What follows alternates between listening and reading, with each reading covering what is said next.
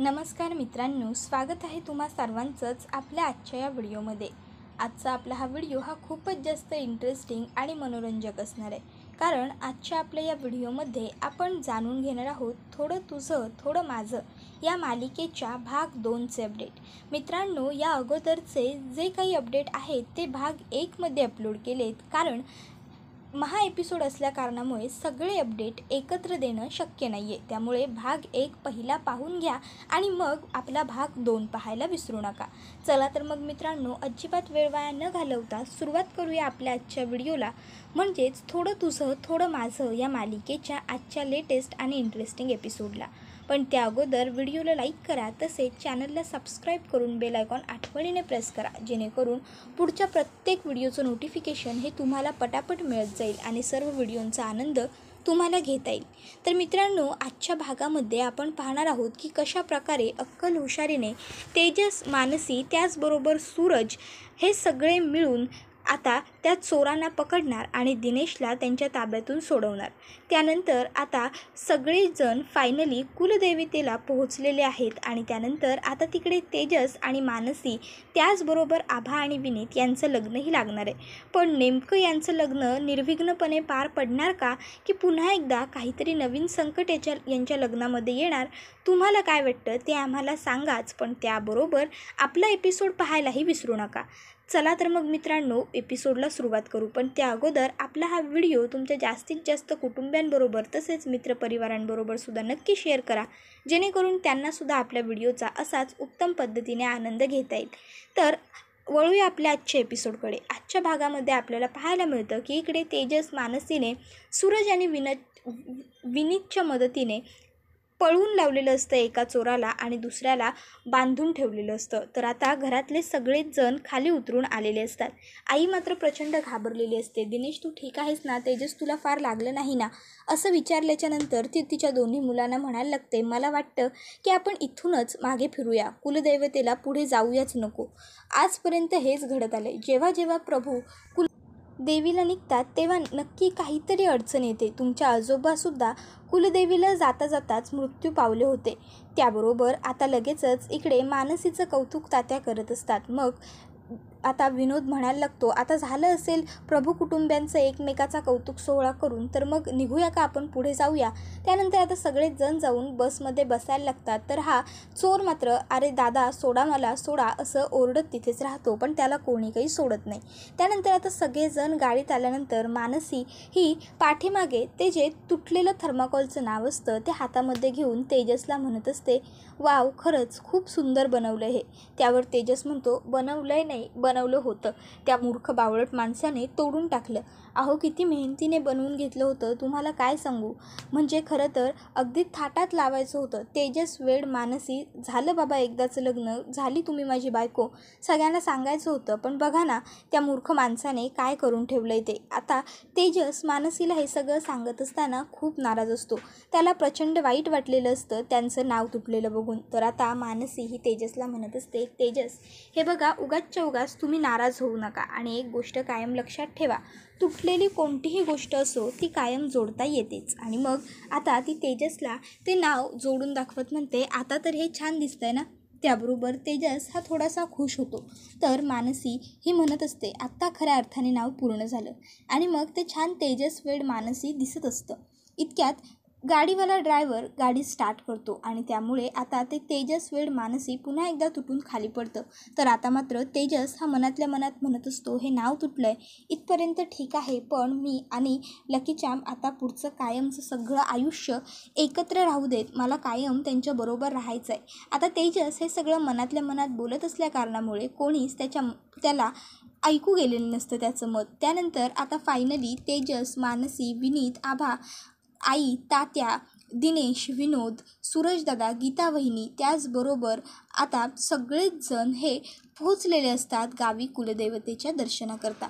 मग आता लगेच सगळेजण हे मंदिरात आलेले असतात। आता मंदिरात आल्या आल्या सगळ्यांच्या हातामध्ये मानसीने ज्याला जी जी मडकी दिलेली असतात ती म्हणजे व्यवस्थापनेचं मडकं हे तिने आईना दिलेलं असतं। त्याचबरोबर सगळ्यांची मडकी घेऊन सगळेजण मंदिरात आल्याच्या नंतर आता सगळ्यांच्या समोर एक खूप मोठी भयानक गोष्ट येते, ज्यामुळे सगळ्यांचे डोळे उघडेच राहतात.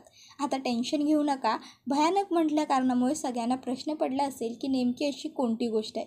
तर ती दुसरी तिसरी कोणी नसून गायत्री ही व्यक्ती असते. गायत्री इतकी सुंदर नटून आलेली असते की तिला बघून आता ओळखताच येत नसतं की ही गायत्री आहे. विनोद तर सुयोगला विचारतो, ही कोण आहे रे? त्याबरोबर सुयोग त्याला सांगतो, तुमची दीदी. त्याबरोबर मात्र आता विनोद हा गायत्रीकडे बघतच राहतो आणि त्याला आश्चर्य वाटलेलं असतं की गायत्री एवढी सुंदर कशी काय नटून आली. तर दिनेश हा गायत्रीला म्हणत असतो, अरे गायत्री, तू इथे कशाला आलीस? तुला कामं होती ना? मग त्यावर लगेच गायत्री म्हणायला लागते, अरे दिनेश, असं कसं बोलतोस? सगळे प्रभू हे कुलदेवतेचं दर्शन घेण्यासाठी गावाला आलेत आणि मग त्यानंतर आता लग्नसुद्धा होणार आहेत, तीसुद्धा 2-2. मग मी काय हे सगळं मिस करायचं होतं का? म्हणून म्हटलं जाऊन यावं, थोडं सरप्राईज वगैरे द्यावं, म्हणून तुमचं स्वागत करायला मी इथे उभी आहे. वराड आहे, वराडाचं स्वागत तर झालंच पाहिजे ना. त्याबरोबर मात्र आता घरातल्या सगळ्यांना या गोष्टीचा आनंद होतो की गायत्रीसुद्धा सगळ्या गोष्टी मागे सोडून सगळं विसरून आमचं स्वागत करण्यासाठी इथे आली आहे. पण मित्रांनो, तुम्हाला काय वाटतं, खरोखर गायत्री सहज स्वागत करायला आली असेल का? तर इकडे तेजस मात्र अजिबातच तिच्यावर विश्वास ठेवत नाही. तो लगेचच म्हणायला लागतो की बापरे वहिनी, हा चपड भांग वगैरे पाडून मस्त आलाय हा तयार होऊन. पण खरं सांगू का, मला ना तुम्ही जे बोलताय त्यावर अजिबात विश्वास होत नाही आहे. देवाच्या दारात तरी काही कटकारस्थान करू नका, आता देवाचं दार तरी सोडा. त्याबरोबर लगेच गायत्री म्हणायला लागते, अरे तेजस, देवाच्या दारात मी का बरं वाईट करेन? आणि एक गोष्ट लक्षात ठेव, आज लग्न आहे तुझं, आजच्या दिवशी तरी माझ्याबरोबर असं वाईट आणि उद्धट बोलू नकोस. तुमच्या स्वागतासाठी उभे आहे की नाही मी इथे?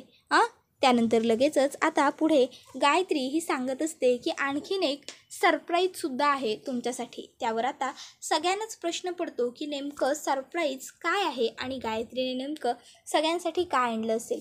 तर आई ही लगेचच गायत्रीला म्हणायला लागते, सुनबाई, बरं केलंस तू इकडे आलीस ते, कारण तुझी उणीव आम्हाला भासतच होती. चांगलं काम केलंस. त्याबरोबर लगेच तेजस विचारतो, कोणाला?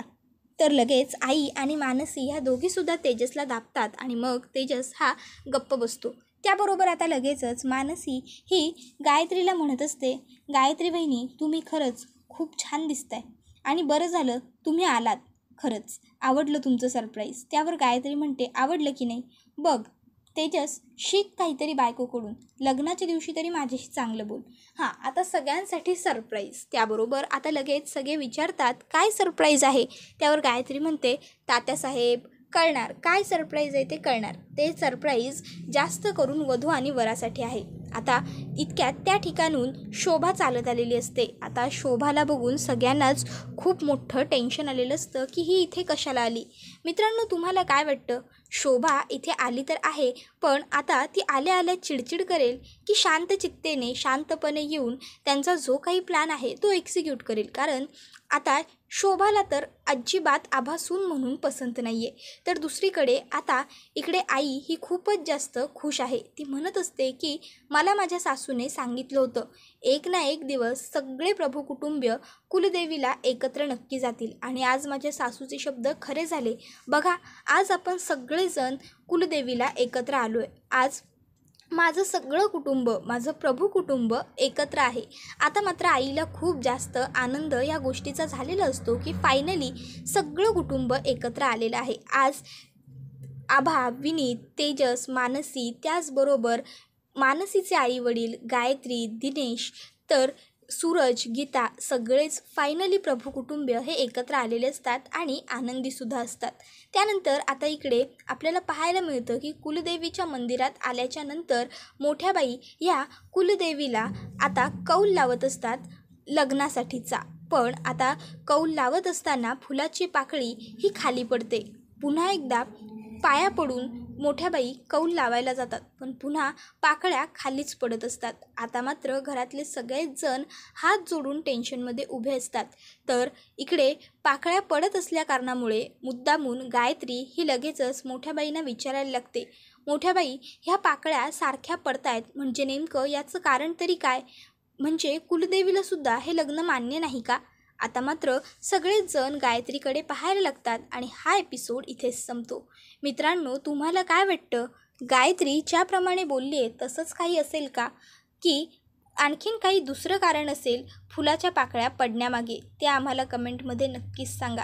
त्याचबरोबर आपल्या व्हिडिओला लाईक करा, तसेच चॅनलला सबस्क्राईब करून बेल आयकॉन प्रेस करायला विसरू नका. लग्न समारंभासाठी कुटुंबातील प्रत्येक व्यक्ती सुंदर नटलेली आहे, पण तुम्हाला कोणाचा लूक जास्त आवडला ते सुद्धा कमेंट करून नक्कीच सांगा. आता घरातल्या स्त्रियाच जरी बघितल्या तरीसुद्धा गीता वहिनी, गायत्री वहिनी, मानसी, आभा हे सगळ्या बायका आहेत. त्यामुळे या चौघींपैकी तुम्हाला दिसायला जास्त कोण आवडली ते कमेंट करून सांगा. त्याचबरोबर तेजस आणि मानसीची जोडी तुम्हाला आवडते की नाही ते कमेंट करायला विसरू नका. पुढचा व्हिडिओ येईपर्यंत टाटा, बाय बाय, धन्यवाद.